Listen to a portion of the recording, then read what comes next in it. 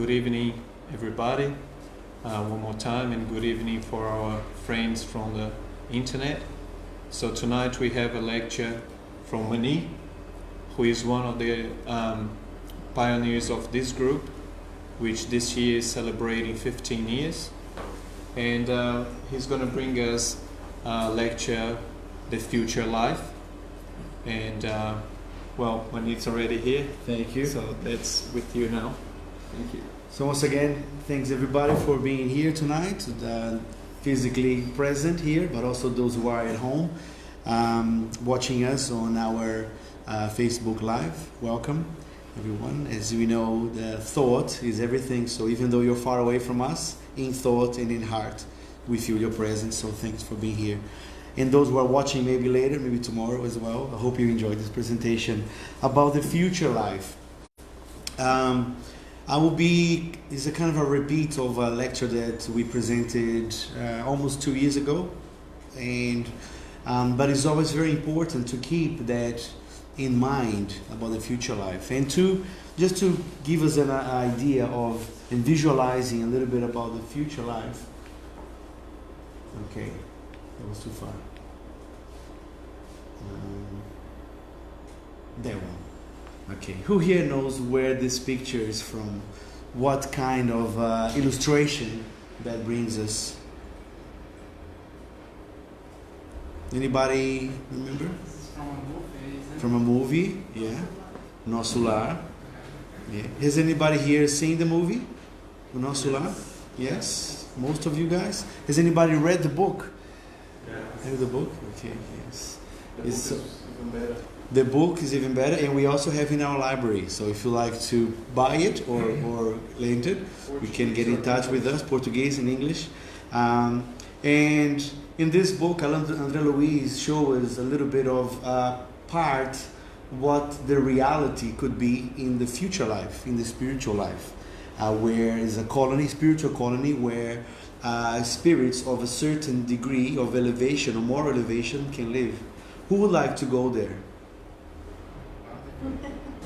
Who would like to go there? Just 2 or 3? No, really. Most of you guys. Who would like to go there right now? No. Okay. Okay, this joke still works. I did the same joke 2 years ago, and it still is working, so that's fine. That's yeah, because we love this life a lot, right? Even though we believe that, and we know, we read that there is a future life, we still very much like this life. And we are where we need to be. We are where we need to be. We are incarnated in this planet to go through the different lessons, different challenges, different hurdles that we all go through in order to have a better future life. Because depending on how we live this life, we can go to a place like o nosso lar, or another place where we can also see in the book, and we can also see in the movie, which is a different reality where spirits that are in a different vibration, in a different type of behavior and passions and vices, they are destined to go to spend some time, which is the umbral, also not only in o nosso lar, but in different books in the spiritist literature, we can see how that is also possible. Maybe it'd be good to to close that. I know it's a bit hot, but it's a bit noisy there. It might be interfering with our. I was just thinking maybe just the door, Lucas.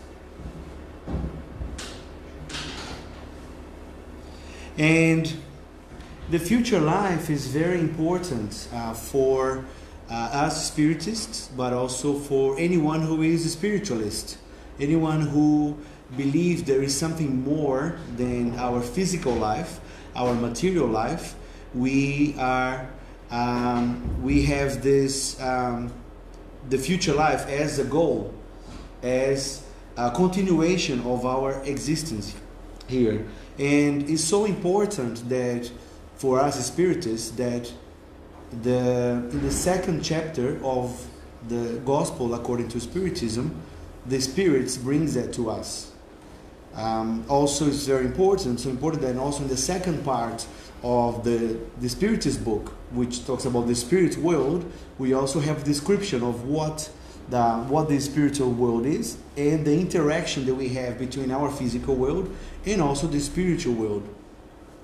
For Christianity is very important, and not only Christianity but all beliefs that are spiritualists. As we know, a spiritualist is not those who want to follow spiritism. Spiritualist is everybody that believes that after this material life there is a continuation. There is a continuation of our life, maybe in a different sphere, in a different dimension, in a different reality that we have here. So this belief is not exclusive to spiritists, but to spiritualists in general. And is also a focal point to the teachings of Jesus Christ. That is why I mentioned before is in the second chapter of the Gospel is titled "My Kingdom is Not of This World," and in the first and second item of this chapter, Allan Kardec and the Superior Spirits decided to take a passage from the Bible. They take only two parts, but just so we can have a better understanding and we can contextualize and see where this passage comes from fully. I went ahead and I got the whole passage so we can, instead of just reading "My kingdom is not of the world," we're going to have a little story to why Jesus said that and in which circumstances Jesus used that sentence to explain the importance of a different life in a different, as using the example of a different kingdom. So the passage comes from John. This part here is from chapter 18, verses 28 to 32. So I'll read it, and then we're going to read together, and then we're going to unpack, because there's a lot of information that we can take from this, both historically and also morally. So, my kingdom is not of this world. The first part is Jesus before Pilate. Then they led Jesus from the house of Caiaphas to the governor's headquarters. It was early morning.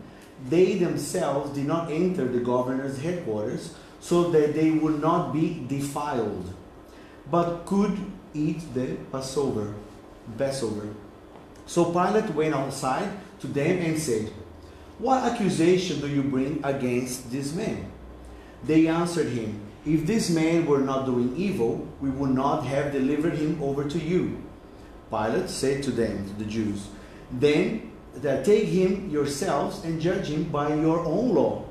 The Jews said to him, "It is not lawful for us to put anyone to death." This was to fulfill the word that Jesus had spoken to show by what kind of death he was going to die. Wrong button. So Pilate entered his headquarters again and called Jesus and said to him, "Are you the king of the Jews?" Jesus answered, "Do you say this of your own accord, or did others say it to you about me?" Pilate answered, "Am I a Jew? Your own nation and the chief priests have delivered you over to me. What have you done?" Jesus answered, which is now is the title of the whole chapter, "My kingdom is not of this world. If my kingdom were of this world, my servants would have been fighting that I might not be delivered over to the Jews. But now my kingdom is not not from the world." Then Pilate said to him, "So you are a king?" Jesus answered, "You say that I am a king. For this purpose I was born, and for this purpose I have come into the world, to bear witness to the truth. Everyone who is of the truth listens to my voice." Pilate said to him, "What is truth?" After he had said this, he went back outside to the Jews and told them, "I find no guilt in him. But you have a custom that I should release one man for you at the Passover. So do you want me to release to you the king of the Jews?" They cried out again, "Not this man, but Barabbas." Now, Barabbas was a robber. Okay, so there's a lot to unpack in this passage. Has anybody heard of this passage before? The whole passage or just parts of it? Parts of it, yeah? Okay, so going back a little bit to explain what this all means and who all these people are. So this happened just before the judgment of Jesus Christ, where he was taken to the crucifixion. So when they say they then led Jesus from the house of Caiaphas to the governor's headquarters, they're talking about is the Jews. They want the governor of the time, because at that time we're talking about Judea in Jerusalem. That time there was a Roman governor there. His name was Pontius Pilate. That's what the Pilate is talking about. So Jesus is before Pilate, because the Jews wanted Pilate to judge him according to the Roman law. Because according to the Jew law, remember, the Jewish were living under the Ten Commandments. You shall not kill. So they could not kill Jesus. So they were trying to give him to a different type of law, so Jesus could be judged according to the different law. So, and what he's talking about here as well, and these governor's headquarters, and the day that did that was during the Passover, which we now call Easter, during the Easter time. So it's interesting to see that they wanted the Pilate to judge Jesus, but they did not want to enter the house, headquarters, because it was also according to that law in that time that they would not be together with the Gentiles. Who were the Gentiles? The pagan. So Pilate was a Gentile. So that's what they say. They themselves did not enter the governor's headquarters so that they would not be defiled. Defiled means be dirty or be impure. So they didn't want to go inside the Pilate's headquarters because they didn't want to be impure. And they could eat the Passover, because if you were impure, you would not be able to enjoy the Easter time. And then Pilate was curious. What accusation do you bring against this man? What have you got against him? He said, if you bring him to you, it's because we believe that he's guilty. So then Pilate, okay, I will, why don't you take him and judge him according to your own law? The Jews said, it's not lawful for us to put anyone to death. So they wanted Jesus to be judged by Pilate. And then Pilate, okay, I'll make this request and I will judge him. So then he went, and it's very interesting because we know that Jesus was the master by excellence, and he was the best in moral. He was the best spirit that ever been with us, and he knew how to communicate in a way that is quite. If you unpack what's all that is in here, we can see that Pilate asked him, "Are you the king of the Jews?" In a very Socratic way, Socratic method of answering a question by asking a question. So Jesus was very clever. He didn't say that he's the king of the Jews. He didn't reply, "Yes, I am the king of the Jews." He said, "Do you say this of your own accord? Do you believe that I'm the king of the Jews? Or are you asking me this because people told you that I'm the king of the Jews?" And then Pilate said, "Am I a Jew?" Pilate, by the way, he was not a Jew. "Am I a Jew? Your own nation," meaning the Jews, your own people, and the priests, not only the people but the priests, have delivered you over to me. What have you done? And then Jesus very wisely answered, "My kingdom is not of this world." So by saying that his kingdom is not of this world, he's basically saying that the kingdom of God and his kingdom, the kingdom that he represents, is not in the material world. He's not in the material world. He's not in the reality that they are at the moment. If he's not from this world, in which world was he talking about? In a different reality, in a different world, in a spiritual world. And he makes just by answering that and what follows up, he gives a clear distinction. If my kingdom were of this world, the material world, my servants would have been fighting that I might not be delivered over to the Jews. So he makes a clear distinction. This world is a violent world. is a cruel world, is a revengeful, is an angry world. Because if my kingdom was of this world, they would be what? Fighting. That I might not be delivered over to the Jews. So he's saying that his kingdom is not from this world, and is not a kingdom of violence, a kingdom of revenge, a kingdom of anger. As we know, Jesus came to be with us, to give us a total different paradigm of how to follow the message of God, the truth that comes from God. We're talking about the Jewish law, so we know that there were the Ten Commandments, which served the people that were living back before Jesus' time, the time of Moses. And we know there was, as well as having the Ten Commandments, there was also the Mosaic laws. The laws were to control a barbaric, a very angry, a very polytheistic society. So Jesus came with a different perspective. Instead of saying that, propagating the law of retaliation, which says, one eye for one eye, one tooth for one tooth, and then now Jesus bring a different perspective. If somebody hits you smites you in the right cheek, give him also the left, and not be revengeful. How many times do we have to forgive our brothers and sisters? 7 times? Peter asked, and the answer was 7 times. No, how many times was that? 70 times 7, which is still very little to what we need to forgive in order to follow God's truth and God's law of love. So he's bringing this very clear distinction that his kingdom is not of this world. It's not a kingdom of violence, of revenge, of fighting. It's by the opposite, is a different word. But he said, but now my kingdom is not from the world. And also another gem that is hidden in just one word, because he's saying, but now my kingdom is not from the world. Meaning that not now, but it's not going to be forever from this world. He's prophesying, saying that one day when we start to follow the divine law, the divine truth of charity, of love, and respecting one another, the kingdom of God will be on this earth, according to our own evolution, individually and also collectively. And then we go once more.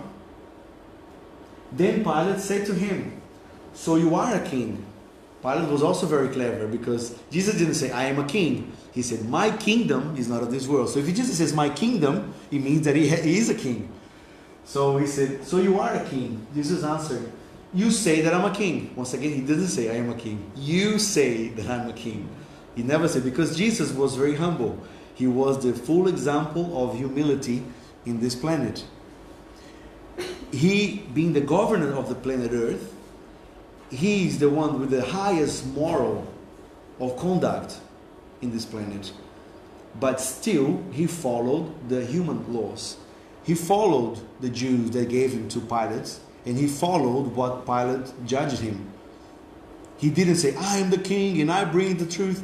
He was very humble in the manner he delivered the message that he was the way, the light, and the pathway to kingdom of God. So he said, you say that I'm a king, for this purpose I was born. So he's now referring that he was born to be king.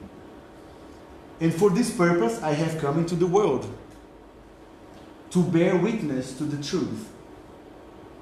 Everyone who is of the truth listens to my voice. So what he's saying in this is saying, I came to this world to bring you the witness, not to be witness. He didn't come here to be the witness of the kingdom of heaven. He will be witness because he's always with us. But in that time, he came to bring the witness. And what is a witness? A witness is somebody that is present of what has happened. So he knows that the destiny of planet Earth is to be in the kingdom of God. So he came here to bear witness to the truth. And it's interesting. He said, everyone who is of the truth listens to my voice. So who are those who listen to the voice? Are those who are able to forgive? Are those who are able to in every day try to apply Jesus' message of love, of charity, of loving one another, loving God above all, into reality, into this world. These are the people that hear the truth and listen to Jesus. And usually Pilate said to him, what is the truth? So just by answering that, Pilate obviously said that he doesn't listen to the truth. He doesn't know what is the truth that Jesus is talking about. And he goes further because he's a little bit conflicted. We can see that Pilate is a little bit conflicted after that. Because he went outside and told to the Jews, I find no guilt in this man. He's not guilty of anything.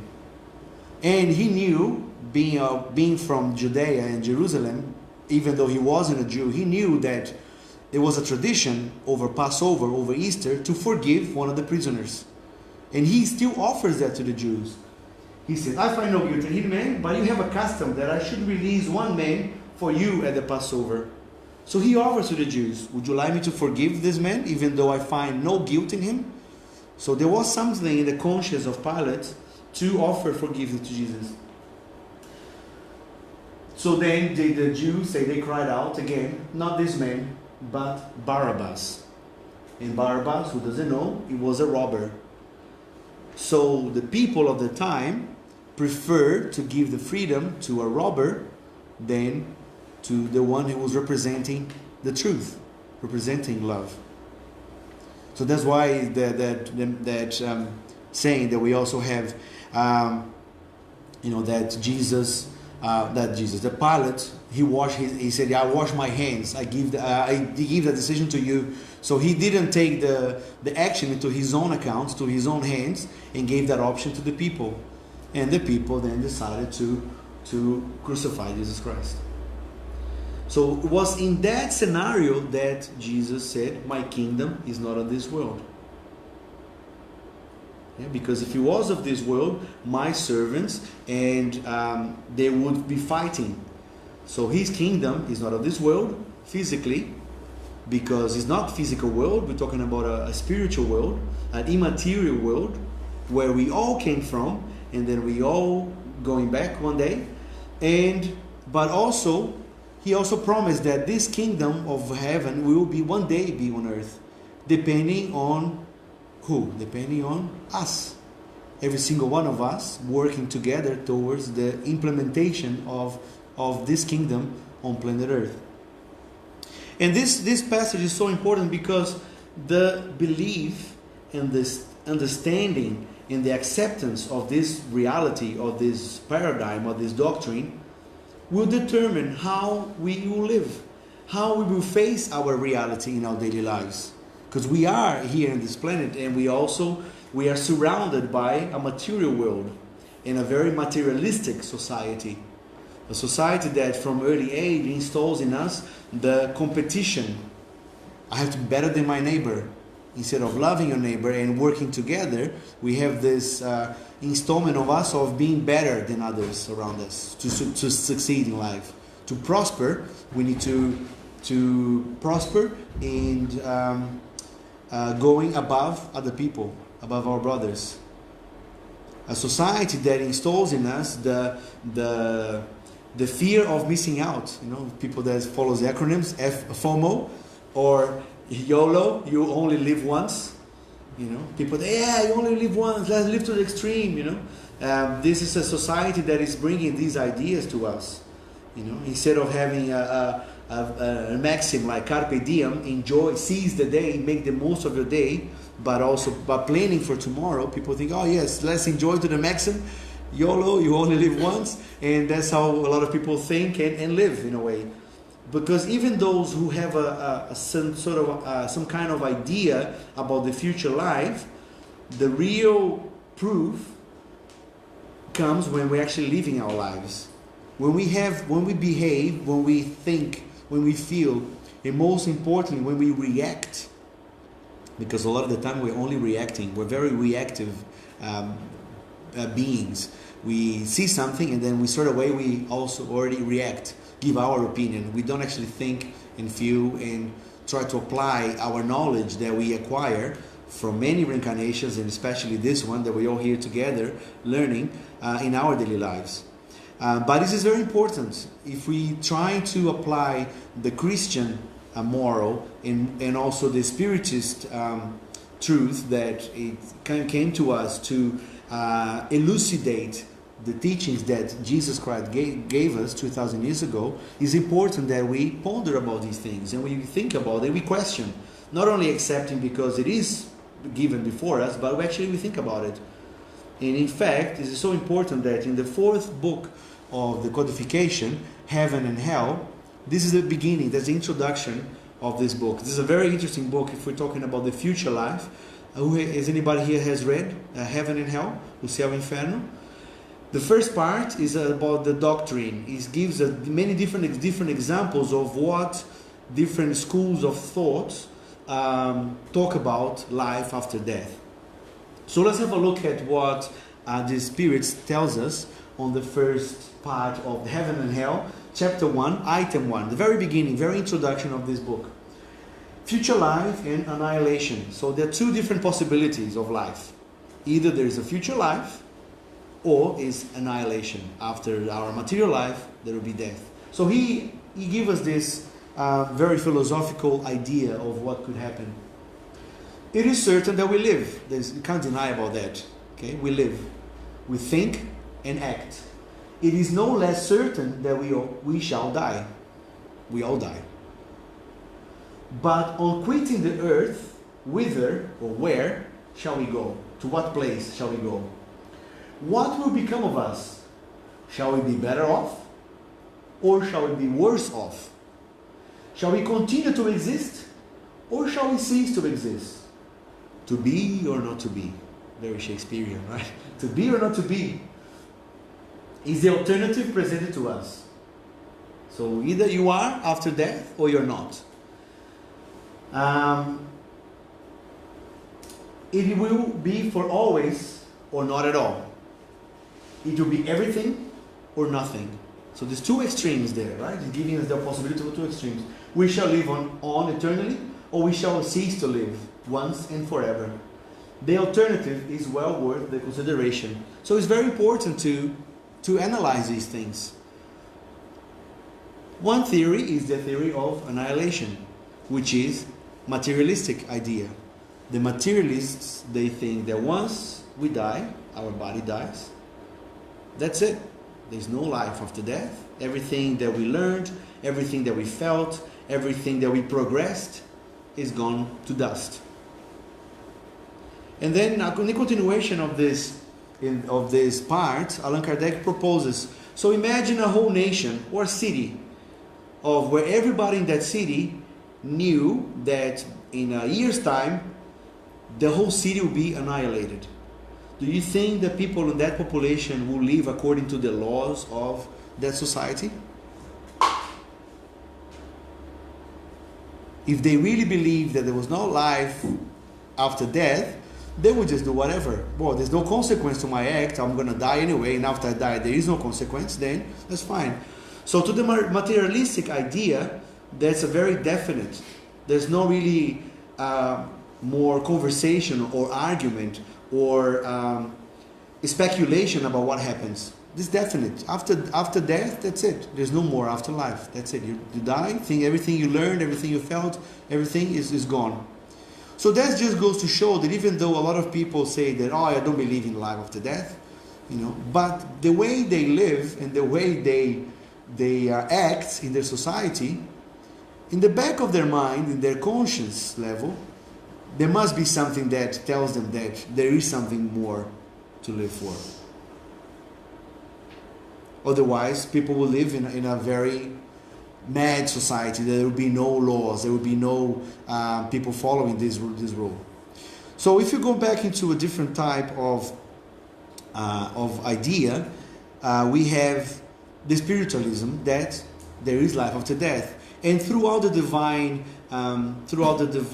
revelations, first through Moses, that was told to us that there is life after death, and also Jesus coming back and telling us that the future life is where His kingdom is, and that we all shall reach one day.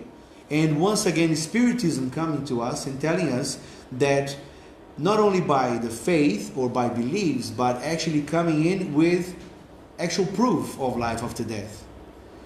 Pretty much saying, and through the books that we can live, including and especially the Heaven and Hell, where there are thousands of cases where Allan Kardec and his group of mediums, they contact spirits in the spiritual world that gives the narration of what happened to them when they pass away. But they not only, they didn't analyze cases of one type of spiritual evolution. In that case, in that book, we have accounts for people that were murderers, people that were committed suicide, people that were in an average situation, of people that were in a higher level of moral as well. And they all narrate what happened to them once they pass away. So we have a lot of accounts. That's only from the Heaven and Hell. We also, through the 10 years of the Spiritist magazine as well. And we have more than 400 books by Chico Xavier explaining a lot of cases, what happened in the spiritual life. So it's not by a lack of proof. Maybe there's a lack of interest, or not interest, but interest as well, but determination, and I'm forgetting the word that Emmanuel told Chico Xavier, that discipline. For us to study, the material is there.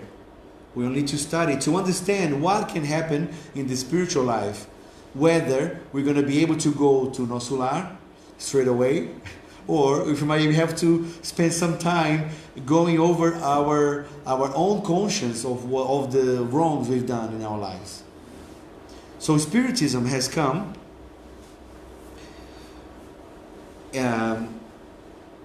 as seen on the Gospel according to Spiritism, still following this passage of my kingdom is not of this world. Spiritism has come to complete this point, as well as many others touched by the teachings of Christ. Now that humans have matured enough to be able to comprehend the truth, with Spiritism, the future life is no longer an article of faith, a mere hypothesis, but becomes a material reality demonstrated by the facts.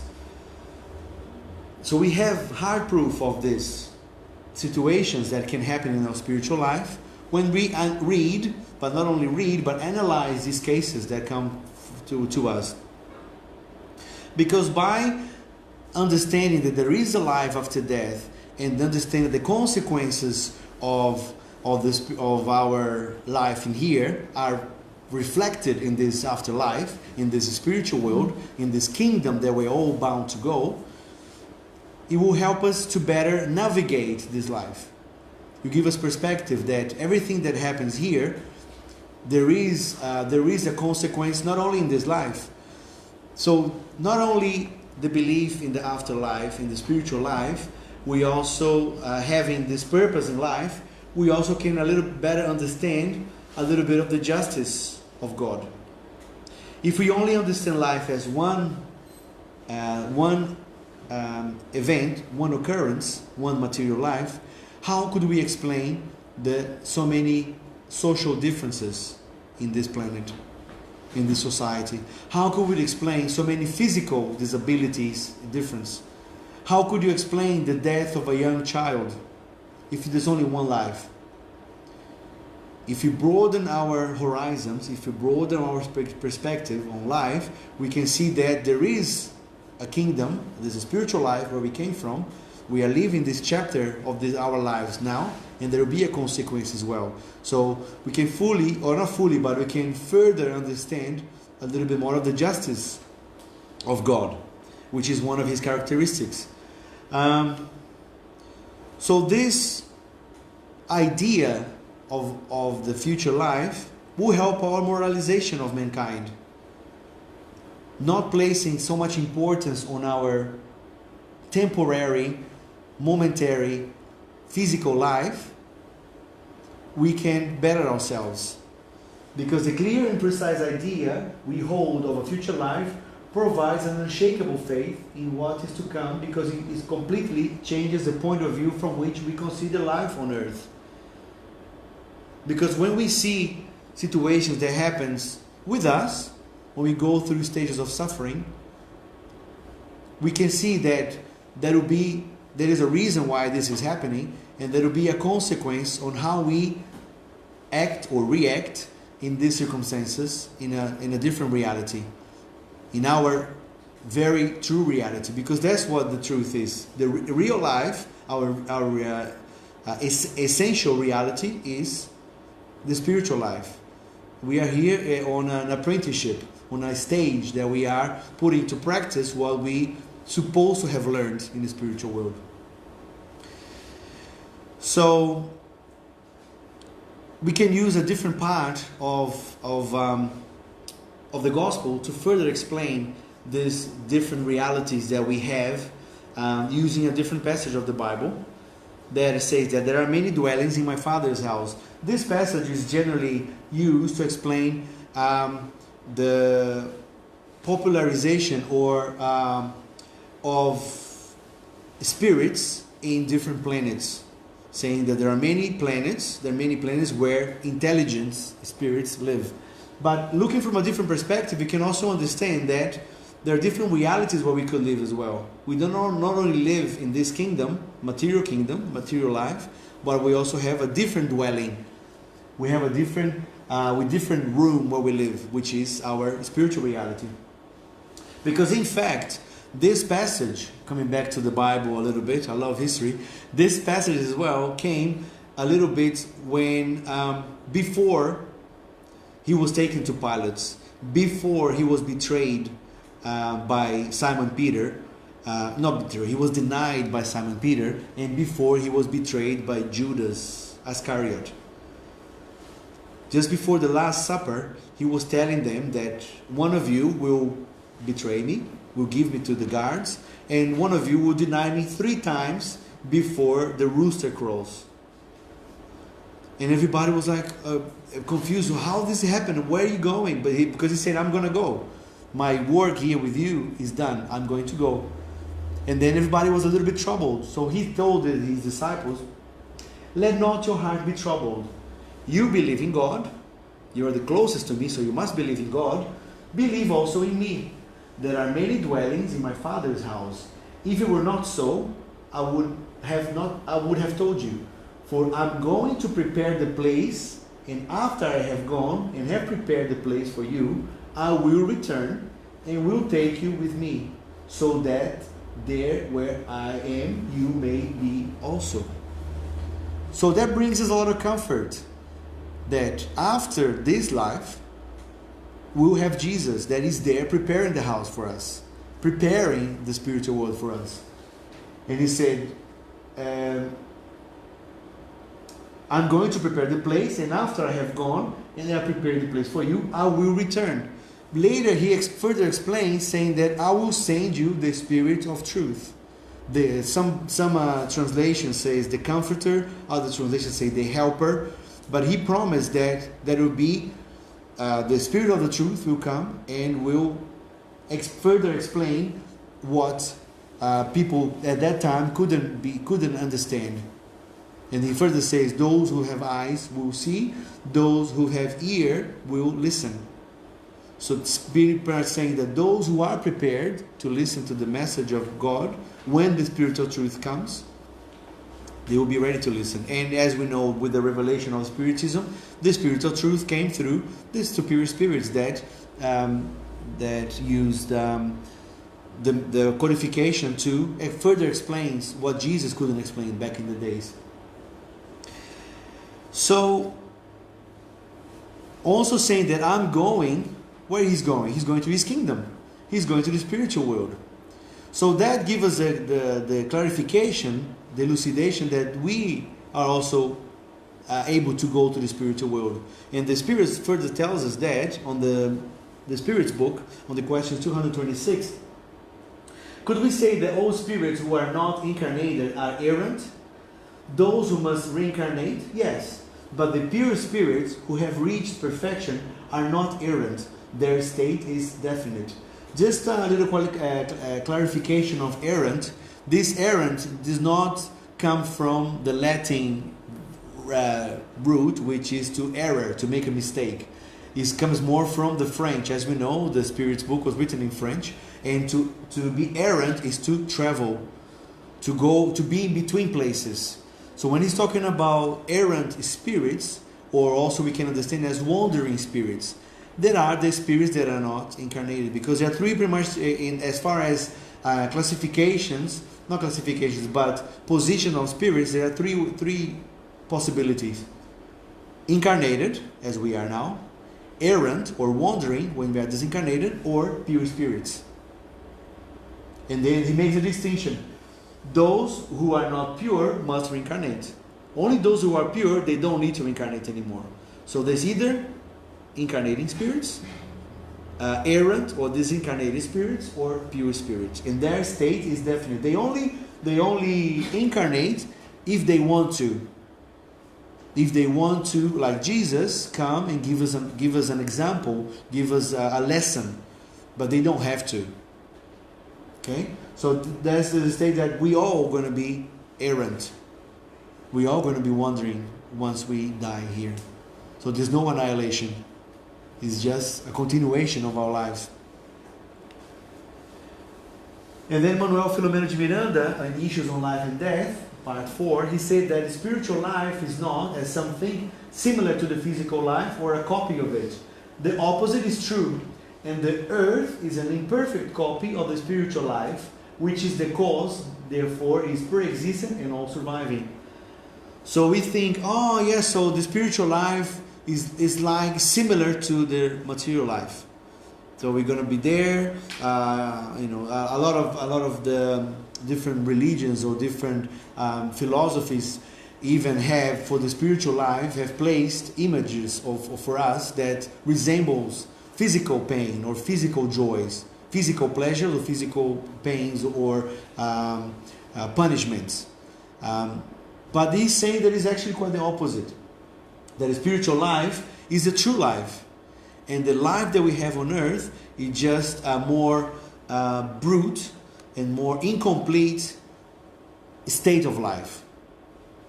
Our nature is immaterial, but we are here to live this reality. Why? Because we are here to test. Our planet is a big school, and we're here to put to test our knowledge, our feelings, our love. Because at the end of the day, that's what we're here for. Following Jesus, following his steps, we need to follow his greatest maxim, which is what? Love God above all, your neighbor as yourself. So love is the main way that we have to follow to evolve in this planet. And we can only put that into practice by practicing, by living this reality here. I'm going to skip a few because I can see that we are going through a bit of time. Because the spirit is also in the next question. They say, how do errant or wandering spirits learn, since it can hardly be in the same way as for us? They study their path and seek ways to evolve. They watch and observe what is going in the realms through which they pass. They listen to the discourse of enlightened individuals and the counsels of spirits who are more evolved than they are. And this provides them with ideas they do not yet possess. So this is how we evolve in the errant state. As we can see in the books of André Luiz and also in the literature of spiritism, we can see that there are schools in the spiritual life where we observe, where we help, by helping others as well. André Luiz learned a lot in his missions, coming to planet Earth to help other spirits. By observing you can learn, but the only way you can put into practice is by reincarnating again. It would be a mistake to think that the spirit's life is idle. It is instead mainly active, and they all talk about their occupations, and these occupations necessarily differ indifferently if they are in the wandering state of incarnated. That comes from the Spirits magazine. So the spirit's life is not stationary.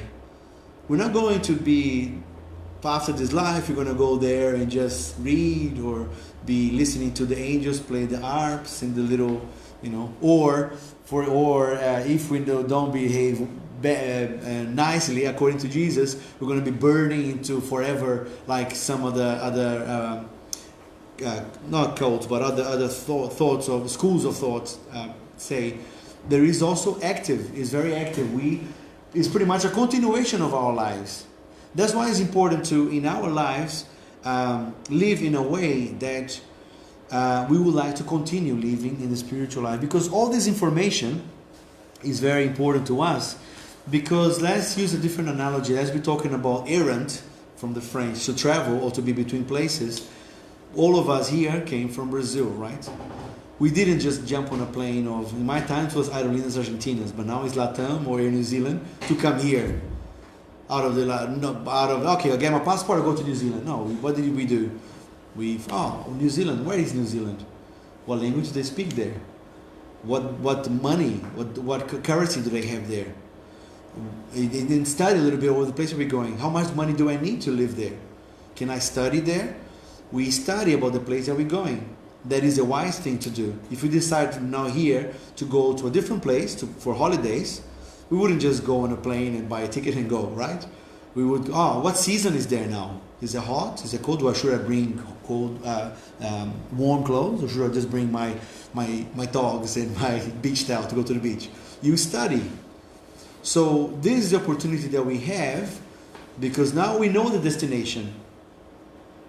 Our destination is not the cemetery.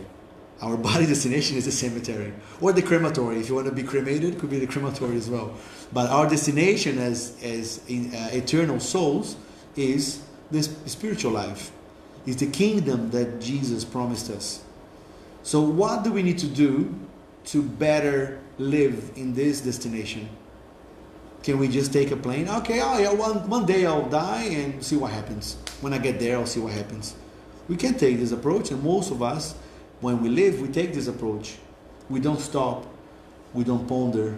We don't think about how we're going to react, how we perceive life, how we behave with our neighbor, with our annoying colleague in our work, with our difficult relationship we have in our family or with our partners. We just react. How can I better myself now so I can continue to better myself, making myself easier to better myself in the spiritual world? Because once we get there, we're still going to have to better ourselves, because we are living according to the law of progress. So just a few final thoughts. I had to jump through a few of them. But planet Earth, of this kingdom, this life, is our temporary school. Also, some people say that is our hospital. Some people say this is our prison. But I like to see it as our school, because we're here to learn. And every day is a little lesson on this big academic life we have in our planet. The future life, or spiritual life, is where our souls belong. It's the place, is where our souls belong. And that's our destination. Our physical life corresponds to one or a few lessons, because we can have just one lesson. Even if we just disincarnate and learn properly, one good thing is already a plus. Because a lot of us, a lot of the times, we think we learn, but we fall into a few traps. So if you just learn one lesson, better, making ourselves better than we were, is a great progress. When we leave this existence, we only take the experiences we acquired and the moral development we achieved. So there's no point of accumulating wealth, physical, material wealth, because we're not going to take. That's going to perish. The only unperishable things that we take with us is our love, is our feelings, is our respect, it's what Jesus promises as the truth of divine law. The spiritual life is very active, and we still improve and prepare to the next reincarnation. So it's just a communication, it's just a transfer between this station and the next station. We learn a little bit there, we come here, put that into practice, learn some other things, we go back and we improve on that learn, because as Jesus says, we're all going to be perfect. We're not perfect yet, but our aim is we are all perfectable. We can reach perfection, and we are all destined to be perfect. We are between the atom and the archangel. We're still closer to the atom, but we are evolving slowly. So this is our goal. Our goal is the kingdom of heaven. To reach there, we need to be working on ourselves as every day. So I'm gonna leave it at that. I hope that, and thank you everyone. If you guys have any questions about anything that was said, now is the time. I think it was interesting, the inspirational reading. Is that a question? and what the lecture was about, because it's a preparation to return to our true world, and like we're always talking about the future life, we're always talking about the life forever. What would you recommend for us in our daily lives, in our situations, hardship? What is the best thing to do? Because as we could see when you mentioned Pilate, he didn't fight for that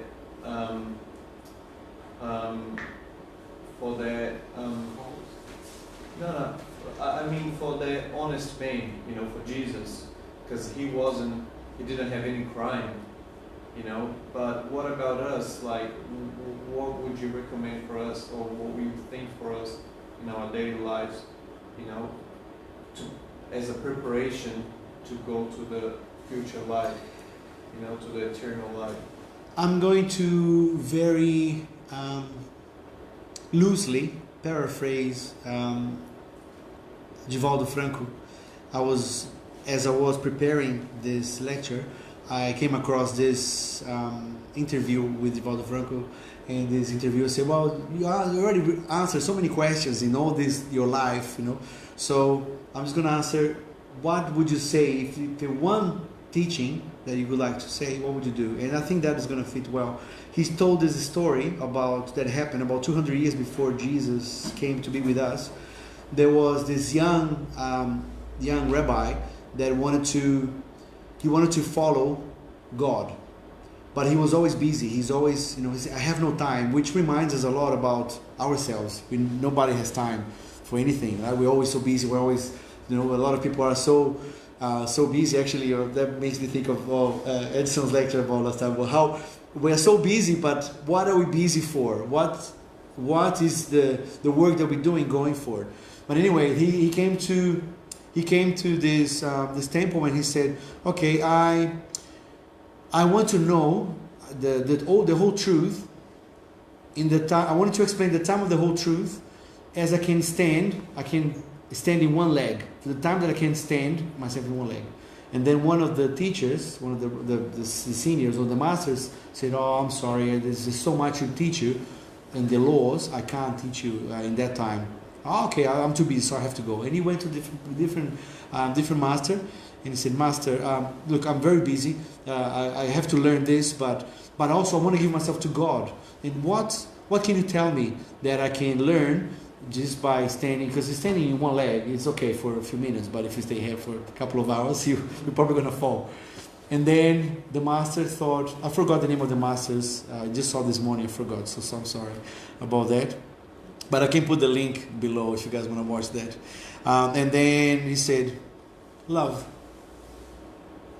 Just give yourself to love," which is a Jesus message. Jesus came 200 years later to give us a message, which is, so when you are in the times of tribulations and times of difficulties, we follow Jesus' example. Of course, we don't want to be, we want to be like Jesus, but we don't want to pretend to be like Jesus. But we can say, what would Jesus do? Or what would Jesus recommend me to do in this time? Before reacting, before acting. Because that will calm you down and will give you many examples of what we could do. But mainly, the main thing is to love. And that's what we're here to do. How can I the best of my abilities, do what I'm doing or say what I'm saying or feel what I'm feeling with a little bit of love. And that will make whatever you're going to do a little bit better. You're not going to be perfect, you're not going to be like Jesus, but you're going to have a little bit of drop of your own capabilities of giving a little bit of seed of that important feeling, important truth that we have to have in our daily lives. I hope that answers your question or illustrates. So once again, thank you very much, you guys, and I hope you enjoyed it, and see you next time. Bye-bye.